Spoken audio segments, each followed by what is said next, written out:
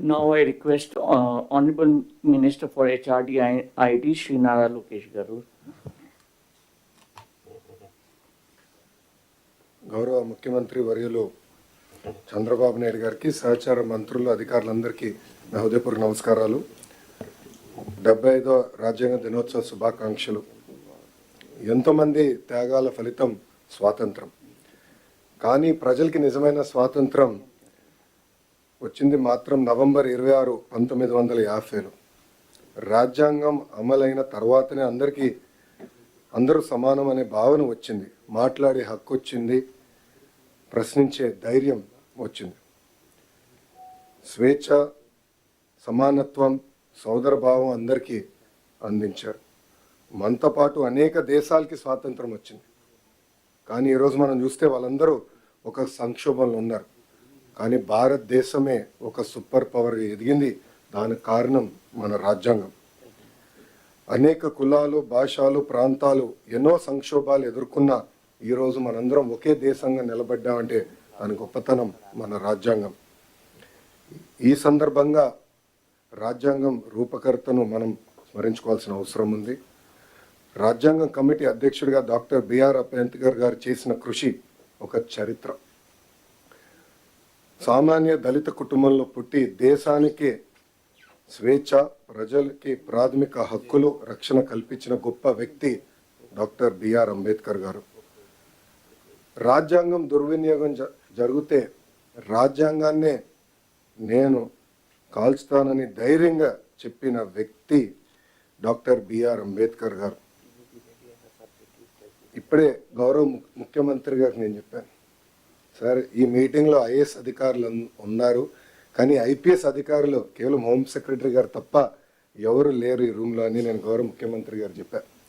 ఇది ఎందుకు చెప్పానంటే గడిచిన 5 సంవత్సరాలు రాజ్యాంగం విలువేంటో తెలుసుకున్న మొదటి వ్యక్తిని నేను చదువుకున్నప్పుడు రాజ్యాంగం గురించి మాట్లాడేవాళ్ళం, నేర్చుకున్నాం. కానీ రాజ్యాంగం విలువేంటో నేను ఈ పుస్తకం పట్టుకుని పాదయాత్ర చేస్తాం జరిగింది. నేను ఆ రోజు అధికారులతో మాట్లాడేటప్పుడు కూడా ఎక్కడ మార్కింగ్ చేశానో ఆ మార్కింగ్ కూడా ఇప్పటికీ అట్లనే ఉంది.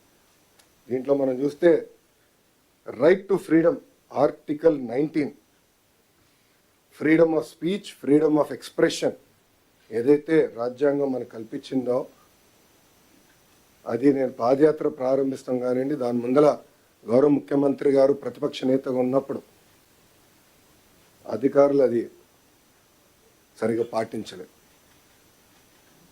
అందుకే ప్రజలు ప్రజాస్వామ్యంలో తీర్పిచ్చారు. రాజ్యాంగాన్ని కాపాడాల్సిన బాధ్యత అధికారులందరిపైన ఉంది, ప్రజాప్రతినిధులపైన కూడా చాలా చాలా ఉంది. అందుకే సార్ దీంట్లో భాగంగా విద్యాశాఖలో మేము వచ్చే సంవత్సరం నుంచి బాలల భారత రాజ్యాంగం ఇవ్వాలని నిర్ణయం తీసుకుంటాం జరిగింది. దీంట్లో కాన్స్టిట్యూషన్లో ఉన్న అన్ని కాన్సెప్ట్స్ని సింప్లిఫై చేసి ఒక పిక్టోరియల్ ఫార్మాట్లో పిల్లలకి ఏజ్ అప్రోప్రియేట్కి ప్రధానంగా ప్రియాంబల్ అందిస్తూ ఫండమెంటల్ రైట్స్ ఏంటి, డ్యూటీ, స్ట్రక్చర్స్ ఆఫ్ గవర్నెన్స్ ఏంటి అనేది క్లియర్గా అందించాలని నిర్ణయం తీసుకున్నారు సార్. దాంట్లో భాగంగా భారతదేశానికి స్వాతంత్రం వచ్చిన కారకులైన మహాత్మా గాంధీ గారు, అంబేద్కర్ గారు, నెహ్రూ గారి గురించి కూడా దీంట్లో చాలా చెప్పాలని నిర్ణయించుకున్నాం. అంతేకాకుండా సివిక్ అవేర్నెస్ అనేది చాలా చాలా అవసరం. ఒక మాటలో చెప్పాలంటే చదువు పైన బాగా శ్రద్ధ పెడుతున్నాం, మార్కుల మీద పెట్టిన శ్రద్ధ, రెస్పాన్సిబిలిటీ, సివిక్ అవేర్నెస్ మీద మనం పట్టలేకపోతున్నాం. దానివల్ల సమాజం తీవ్రంగా నష్టపోతుందని మేము భావించి principles of justice, equality and fraternity పెట్టాలని మేము నిర్ణయించుకున్నాం. దీంట్లో సింపుల్ స్టోరీస్ రూపంలో పిల్లలకి అర్థే విధంగా చేయాలని మేము నిర్ణయించుకున్నాం. అంతేకాకుండా ఈ పుస్తకంలో ఇంటరాక్టివ్ యాక్టివిటీస్ పెట్టాలని, పజిల్స్, క్విజెస్ ఇవన్నీ పెట్టాలని కూడా నిర్ణయించుకున్నాం. అంతేకాకుండా రోల్ మోడల్స్ మన గాంధీ గారు కానివ్వండి, అంబేద్కర్ గారు కానివ్వండి, నెహ్రూ గారు కానివ్వండి, సర్దార్ పటేల్ గారు కానివ్వండి, మౌలానా ఆజాద్ గారు కానివ్వండి, సర్వేపల్లి రాధాకృష్ణ గారు కానివ్వండి, వాళ్ళ గురించి రోల్ మోడల్, సింపుల్ ప్రొఫైల్స్ కూడా ఏర్పాటు చేయాలని నిర్ణయించుకున్నాం సార్. దాంట్లో భాగంగా ఒక కమిటీ వేయాలని నిర్ణయించుకున్నాం. మాన్యశ్రీ చంద్రబాబు నాయుడు గారికి, చీఫ్ సెక్రటరీ గారికి, అదేవిధంగా పాల్గొన్నటువంటి మంత్రులందరికీ అదేవిధంగా అధికారులందరికీ కూడా నమస్సుమాన్యాలు తెలియజేస్తూ 1947 ఆగస్టు 15ని మనం స్వాతంత్రాన్ని సముపార్జించుకున్నప్పటికీ కూడా భారతదేశాన్ని సర్వసత్తాక ప్రజాస్వామిక గణతంత్ర రాజ్యంగా ప్రపంచ దేశాల ముందు నిలబెట్టినటువంటి విధానం మాత్రం ఈ రాజ్యాంగాన్ని ఆమోదించినటువంటి దినంగా మనం భావించాలి.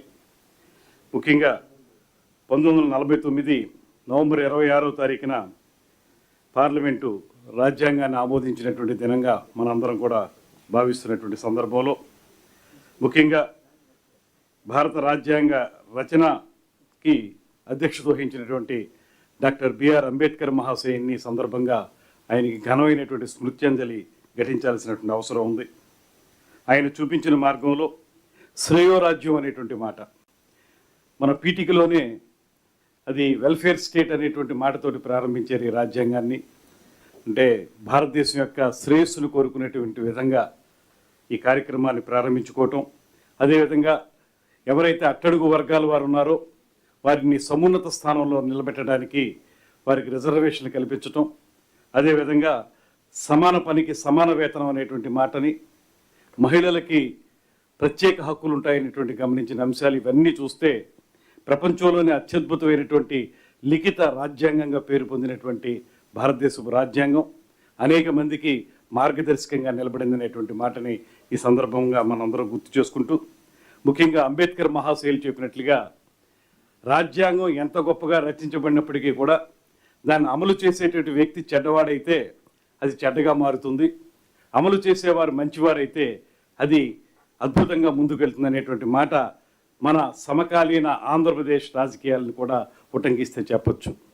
చెడ్డగా మారుతుందనే దానికి గడిచిన 5 సంవత్సరాల పరిపాలనా కాలం ఉంటే అది అమలు చేసే వ్యక్తి మంచివారైతే అది అద్భుతంగా ఉంటుందనే దానికి ముఖ్యమంత్రి చంద్రబాబు నాయుడు గారే నిలువెత్తు ఉదాహరణ అనేటువంటి మాటను కూడా ఈ సందర్భంగా నేను మనవి చేస్తున్నాను. ప్రధానంగా భారత రాజ్యాంగం యొక్క స్ఫూర్తిని మనందరం పొందాల్సినటువంటి అవసరం ఉంది. ముఖ్యంగా రాజకీయాల్లో ఉన్నవారు ఎవరైతే సరైనటువంటి అవకాశాలు లభించక ఇబ్బంది పడుతున్న వారు ఉన్నారో, ఎవరైతే సమున్నత స్థానంలోకి రావలసిన వారు ఉన్నారో వారికి చేయూతనిచ్చి బాసటగా నిలిచి వారిని ముందుకు తీసుకొస్తేనే రాజకీయాల్లో ఉన్నవారికి, రాజ్యాంగాన్ని నమ్మిన వారికి నిజమైనటువంటి విధానంగా ఉంటుందనేటువంటి మాటని మనం చేస్తూ దాన్ని పరిపూర్ణంగా పోషిస్తున్నటువంటి ముఖ్యమంత్రి గారికి మనందరి తరఫున కూడా మరొకసారి ధన్యవాదాలు తెలియజేస్తూ, ఇన్నాళ్ళ కాలంలో ఈ పరిణామ క్రమంలో 75 సంవత్సరాల సుదీర్ఘ ప్రయాణంలో భారతదేశం యొక్క రాజ్యాంగం అనేక ఇబ్బందులకి లోనైంది. అనేక సార్లు మనం దీన్ని అమెండ్మెంట్స్ చేసుకున్నాం. అయినప్పటికీ కూడా ఎప్పుడూ కూడా ఆ మూలాలు ఏవైతే బెనగల్ నరసింహారావు గారు, సర్ బెనగల్ నరసింహారావు గారు, బిఎన్ రావు గారు వారు చూపించినటువంటి మార్గదర్శకత్వం కానీ, డాక్టర్ బాబాసాహెబ్ అంబేద్కర్ గారు ఇచ్చినటువంటి స్ఫూర్తి కానీ, వీటికి భిన్నంగా ఏనాడు కూడా భారతదేశంలో ఆ మూలాల్ని దాటి మనం వెళ్ళలేదు. అది మన రాజ్యాంగం యొక్క గొప్పదనం అనేటువంటి మాటని మరొకసారి తెలియజేసుకుంటూ 75 సంవత్సరాల ఈ రాజ్యాంగ ఆమోదం పొందిన రోజుకి మరొకసారి